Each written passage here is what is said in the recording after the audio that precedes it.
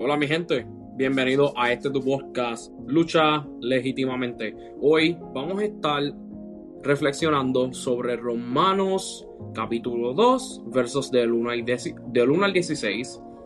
Y el tema de esta reflexión es el siguiente: el Evangelio para los religiosos.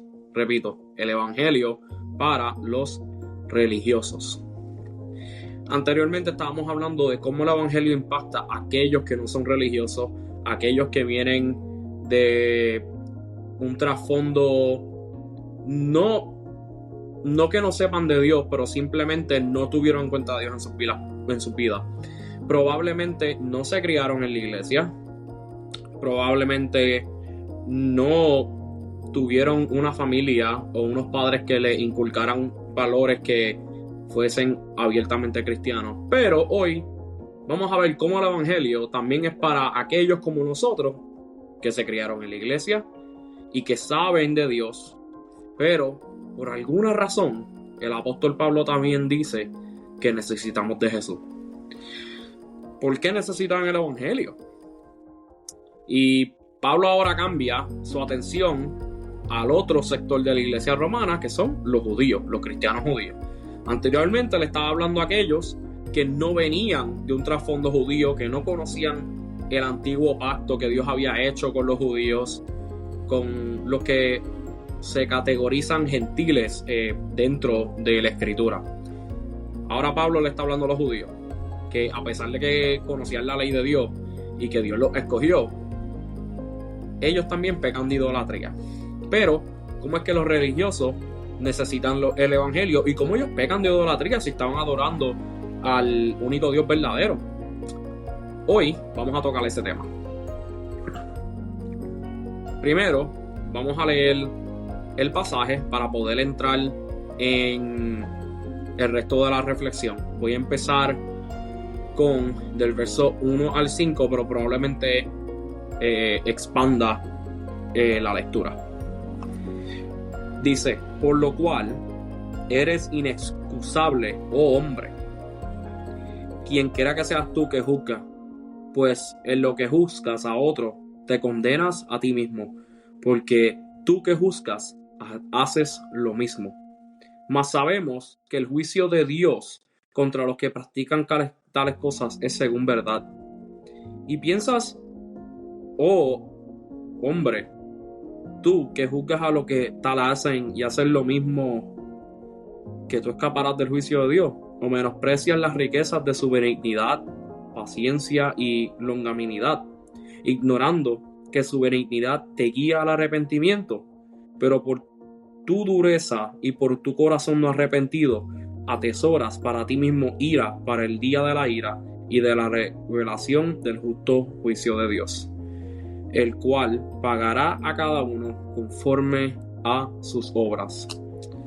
Primero, los religiosos necesitan el Evangelio porque ellos están condenados por condenar a otros. Pablo le está hablando a los judíos partiendo de la premisa de los no judíos, de los gentiles. Él le está diciendo a los cristianos judíos: no te duermas en la zona de que por el hecho de que tú no haces las mismas cosas que los gentiles hacen, tú eres mejor que ellos. Tú eres igual de idólatra que ellos.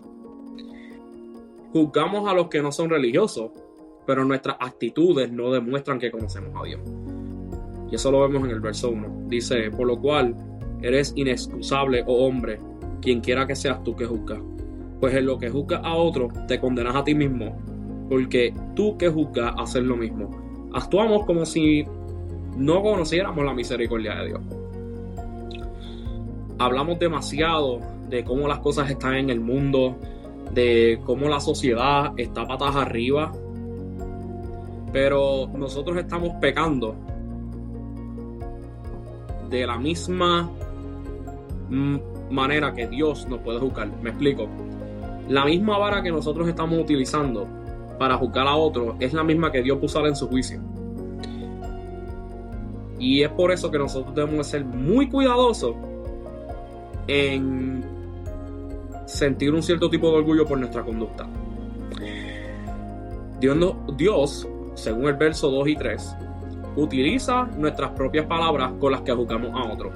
Por eso es que no debemos ser muy ligeros en señalar el pecado de aquellos que lamentablemente están abiertamente en pecado. Si están abiertamente en pecado, no es malo señalarlo siempre y cuando sea de manera justa y de manera piadosa. Pero si es partiendo de tu propia conducta, ya estamos partiendo de lo que no es.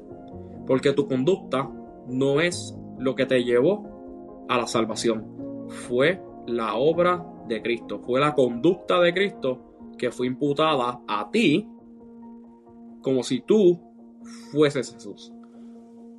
Es por eso que la fe se trata de sustitución. Y Jesús fue nuestro sustituto. Y nosotros tenemos que mirar a todos en base a eso.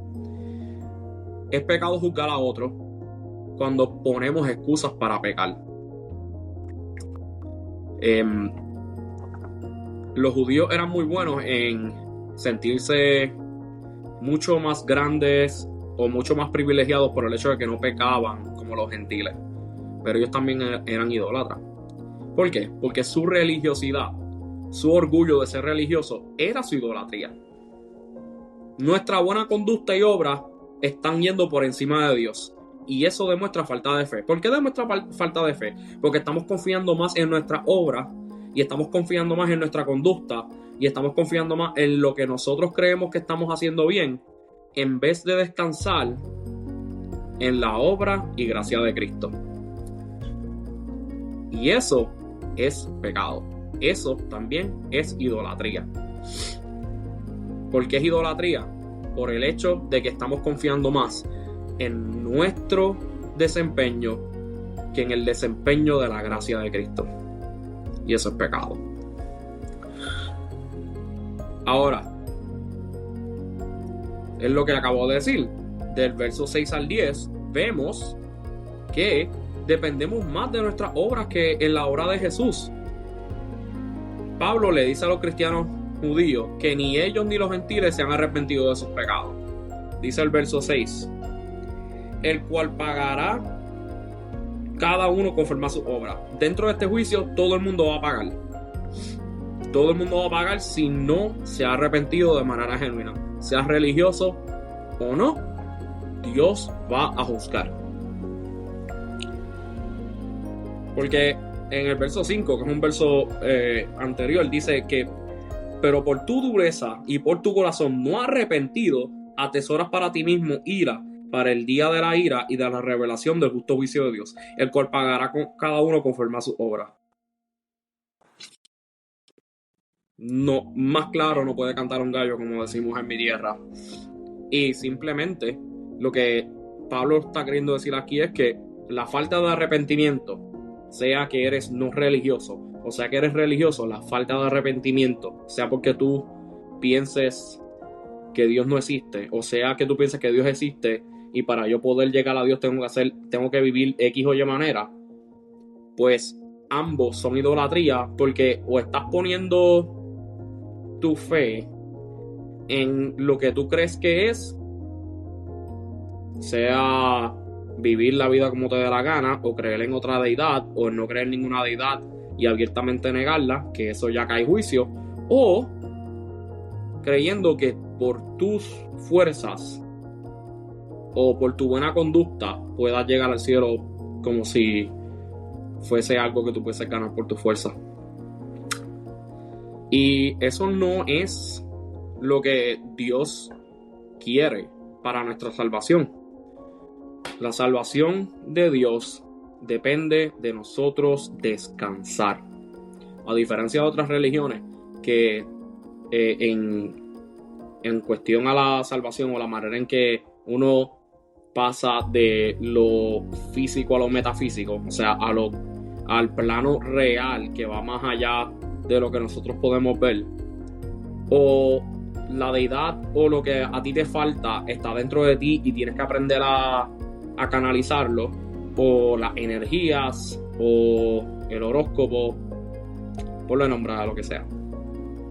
El punto es que no es lo que Dios quiere. Quiere que descansemos en el hecho de que Él, Dios mismo, en la persona de Jesús, vino a hacer lo que tú no puedes hacer por tu fuerza, para entonces reconciliarte con Dios. Y lo único que Él pide es que tú descanses. Eso es fe. Descansar, confiar, depender. No en ti mismo, sino en Cristo Jesús. Y la falta de religión no te da descanso, y la religión tampoco te da descanso. Cristo te da descanso. Nuestras obras son evidencia de nuestra fe, pero no son nuestra salvación. Esto lo dice el verso 7 al 8. Dice: vida eterna a los que, perseverando en bien hacer, buscan gloria y honra e inmortalidad, pero ira y enojo a los que son contenciosos y no obedecen a la verdad, sino que obedecen a la injusticia. Las obras son evidencia de que nosotros ya creemos en la gloria y la honra y la inmortalidad. ¿Y quién tiene esas cosas? Jesús. Y nuestras obras, nuestra perseverancia en hacer el bien, es por el hecho de que ya Cristo hizo el bien en nosotros. Y esto también nos enseña lo que son indicadores de una fe genuina. ¿Cómo podemos ver una fe genuina? Bueno, cuando vivimos de manera consistente a la piedad.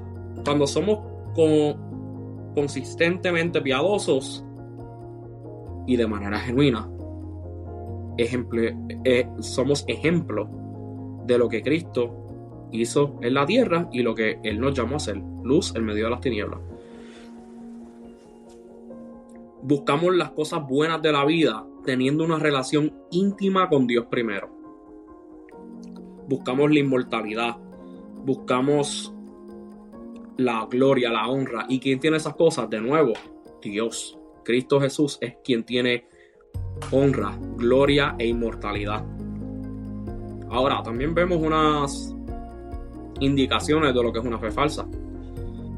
Y esto puede ser que hacen buenas obras para que sean mejores, o para que la gente vea cuán buenos son. Esto sería moralismo o orgullo. No se dejan enseñar porque se creen que lo saben todo. Podemos añadir narcisismo ahí. Se ve mucho en los púlpitos de hoy en día. Pablo recuerda que la fe es necesaria tanto para los judíos, que son los religiosos, y los gentiles, que no son los religiosos. Verso del 9 al 10 dice: tribulación y angustia sobre todo ser humano que hace lo malo, el judío primeramente y también el griego, pero la gloria, la honra y la paz de todo el que hace lo bueno, al judío primeramente y también al griego. Hay una clara indicación de que la motivación de nosotros hacer el bien debe ser Dios mismo y no nosotros. Debe ser el prójimo y no nosotros. El gran mandamiento es: amarás al Señor tu Dios con todo tu corazón, con toda tu alma y con todas tus fuerzas. Y el segundo es amar al prójimo, y por último, como a ti mismo. Si tú de verdad te amas, lo vas a demostrar amando a otros de manera incondicional, así como Dios nos ama de manera incondicional.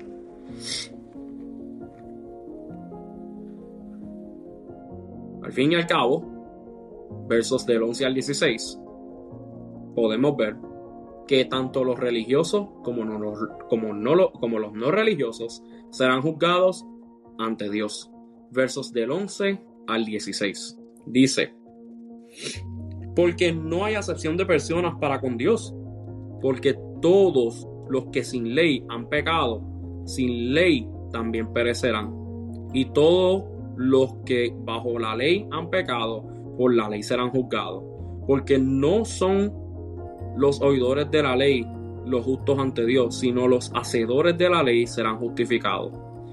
Porque cuando los gentiles que no tienen ley hacen por naturaleza lo que es de la ley, estos, aunque no tengan ley, son ley para sí mismos, mostrando la obra de la ley escrita en sus corazones, dando testimonio de su conciencia, y acusándoles o defendiéndoles sus razonamientos. En el día en que Dios juzgará por Jesucristo los secretos de los hombres conforme a mi evangelio. Por lo tanto, tanto los religiosos como los no religiosos, tengas ley o no, o sea, hayas tenido evidencia de que Dios existe o hayas querido ignorar que Dios existe, eres culpable. Ambos tienen un sentido de lo que es bueno y lo que es malo, lo que es correcto o incorrecto. Los religiosos lo conocen por la palabra, mas los no religiosos lo conocen por su conciencia.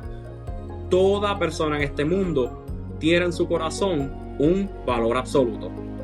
Sea lo que creas que tú pienses, siempre vas a pensar que algo está incorrecto o algo está correcto. Puedes pensar de que es correcto o incorrecto que vayas a una iglesia. Y esto es un ejemplo medio extremo y medio raro, y quiero llevarlo a un punto. Es que todos tenemos absolutos en nuestra vida. Y aunque tú creas que la verdad es relativa, que la religión o cualquier otra filosofía sea relativa, es decir, según las opiniones de la persona, cuando tú dices no, tiene que haber una verdad absoluta, hay algo que de verdad es bueno y que de verdad es malo, es evidencia de que no solamente Dios existe, sino que también tú conoces lo que es bueno y lo malo porque tú fuiste creado a la imagen y semejanza de Dios. Simple y sencillo. El hecho de que tú emites juicios morales, sea que hayas ido a la iglesia o sepas la palabra o no, es suficiente para Dios decir, por esa misma vara te voy a medir y te voy a enseñar de que aún por tu propio estándar no eres consistente. Por lo tanto, eres pecador y por lo tanto debes abandonar ese estándar y abrazar el mío. ¿Y cuál es el mío? La cruz. Ambos grupos saben que no son moralmente perfectos. Todos en el mundo sabemos muy bien que somos falibles, que no somos perfectos y Dios demanda perfección. Pero como Cristo fue el único ser perfecto, murió como ser imperfecto para pagar por nuestro pecado y por medio de la fe hacernos perfectos ante Dios. Todos merecen la ira de Dios y la única manera de ser salvos de la ira de Dios es reconociendo que Jesús sufrió esa ira en la cruz por mí y que Él vivió la vida perfecta para morir por mi vida imperfecta. Solo mi fe en Jesucristo me puede salvar de la ira de Dios. Es reconocerle que Jesús fue el que murió por mí, a pesar de que vivió una vida perfecta, recibió mi castigo por yo ser imperfecto, para entonces yo recibir la perfección de Jesús o la justificación de Jesús para que Dios me vea inocente y perfecto ante su presencia y comenzar un proceso de santidad para poder ser transformados a la perfección que Cristo quiso que nosotros tuviésemos y quiere que nosotros tengamos, porque el que comenzó la buena obra la ha de perfeccionar hasta el día de Jesucristo, como dice Filipenses. Como modo de reflexión,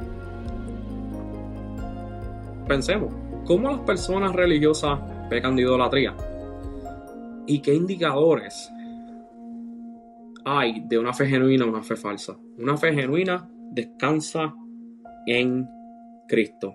Una fe falsa no descansa en Cristo. Descansa o trata de descansar por sus propias obras.